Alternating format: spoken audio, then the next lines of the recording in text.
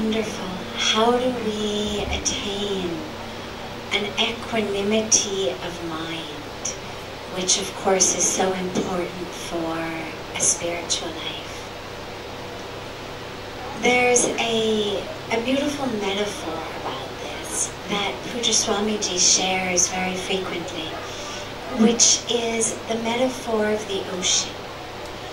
On the surface of the ocean, there are always waves. It's the nature of the ocean. Sometimes the waves are very big, sometimes they're small, but nonetheless, the surface of the ocean is always going up and down, based on the moon, based on the weather, based on so many different factors. Those waves go up and down. We have high tide, we have low tide. And yet, the depths of the ocean never change. The depths of the ocean don't even know that there is such a thing as a wave. And so, if we live our lives anchored in the surface, staying with our metaphor of the ocean for a moment, if we live our lives on the surface of the ocean, we're going to go up and down. This is what makes for great sports like surfing or boogie boarding, is that they know there's always going to be waves. I can take my board out and something's going to make it go up and something's going to make it come down. But the depths of the ocean, there's no such thing as high tide or low tide. There's no such thing as a wavy day, a stormy day. In the depths of the ocean, it's always constant.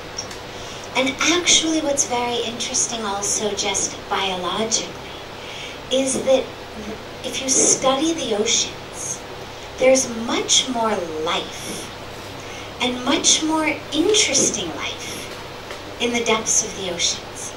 If you ever go to one of those aquariums, or you see one of the Discovery or National Geographic shows about the ocean, the most beautiful, colorful, exquisite life is that which lives in the depths of the ocean.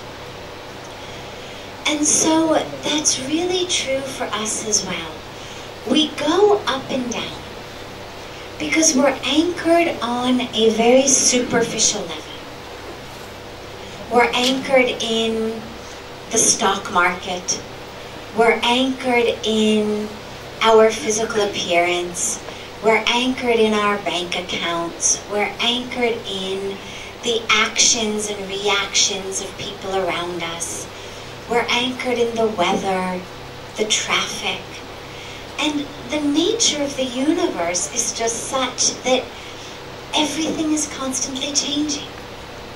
Whether it's interest rates, whether it's the amount in our bank account, whether it's weather, whether it's the people around us. And so if that's my anchoring, I can never find peace, because it's always up and down. And yet, when we start talking about equanimity, the problem is that in theory, most of us want it. We'd love there to be peace. But what that really means, if we really deeply introspect, is I would like there not to be the down wave. When we're going up, if you give most people the choice between would you like to keep riding this wave up or would you like equanimity, most people are pretty content to ride the wave up. We love the success. We love happy moments. We love it when everything's going right. And so when we start craving equanimity, we're craving it because things are going down. And the problem with that is that in order to attain equanimity, we actually have to be prepared. It's not about sacrificing joy. Joy will always be there. What it's about is sacrificing the joy that comes from the superficial level things. So if every time it's a sunny day, or every time our baseball team wins, or every time our child gets an A on an exam, we are ecstatic, just beyond ecstatic, then chances are, when it's a rainy day, when our child fails an exam, we're going to be bereft. And so in order to attain equanimity, we have to actually be prepared as well to give up that wave that takes us up on a superficial level.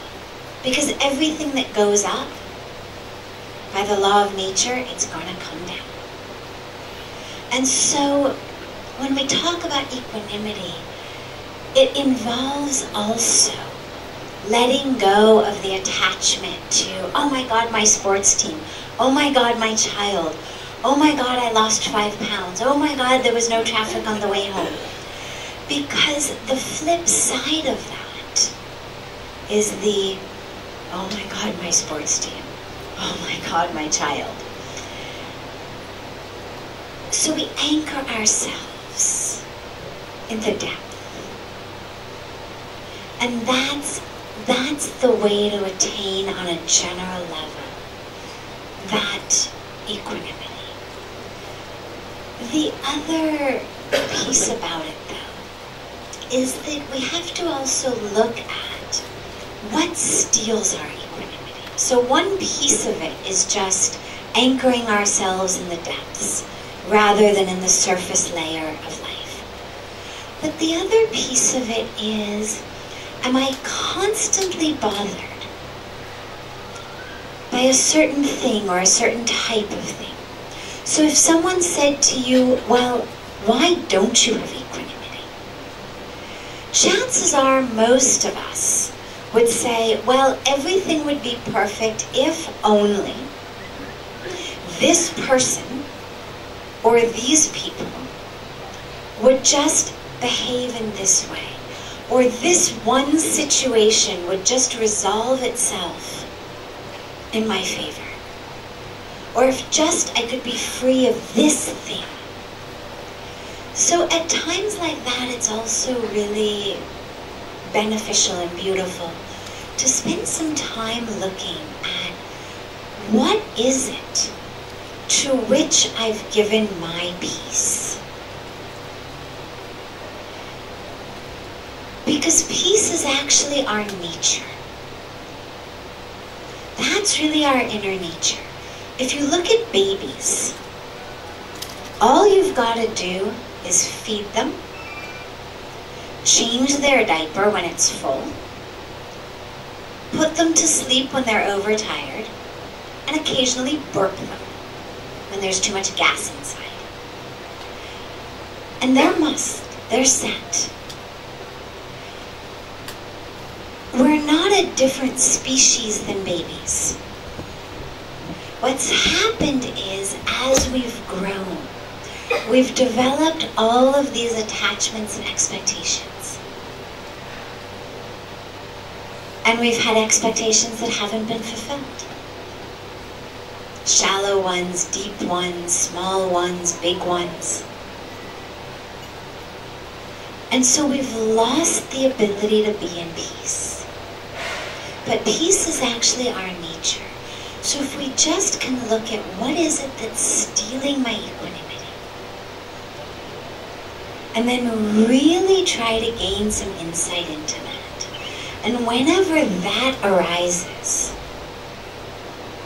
instead of jumping into the ocean and riding the waves, at that moment when the wave is coming, can I dive into the depths? Can I refuse to let that thing throw me up and down.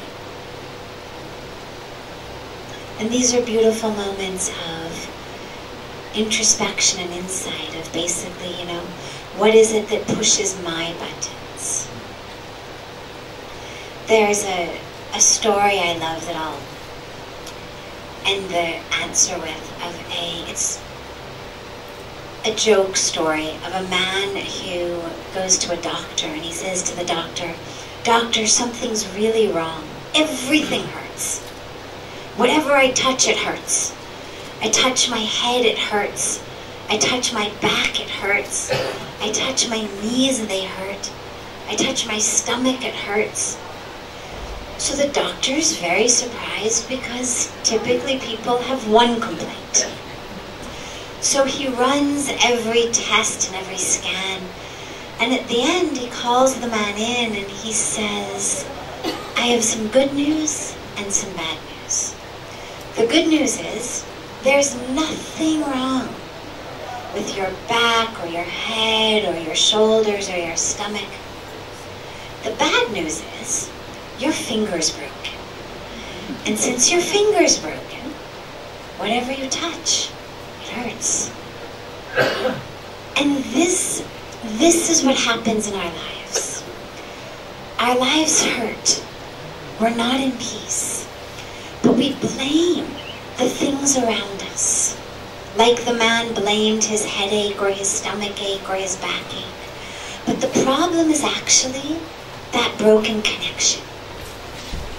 Like the man's finger was broken. So if our inner connection is set, then the world doesn't hurt. The minute that the doctor reset and fixed the man's finger, miraculously his headache and his stomach ache and his shoulder ache went away. It doesn't mean in his life the man's never going to get a bad stomach or a headache. It doesn't mean that being spiritual means things aren't going to happen. The world goes up and down. But touching a head that hurts with a finger that's not broken hurts a lot less than touching it with a finger that is. And going through life with a connection that's intact enables us to maintain this equanimity. Enables us to maintain, as Puja Swamiji always says, that peace in the chaos. The chaos is there. But can we anchor ourselves, like in the hurricane? Can we anchor ourselves in the eye of the hurricane? The rest of the hurricane is going crazy. But there's this eye in the center of the hurricane that actually is still. Can we find that? And that becomes the key. And it's a beautiful meditation.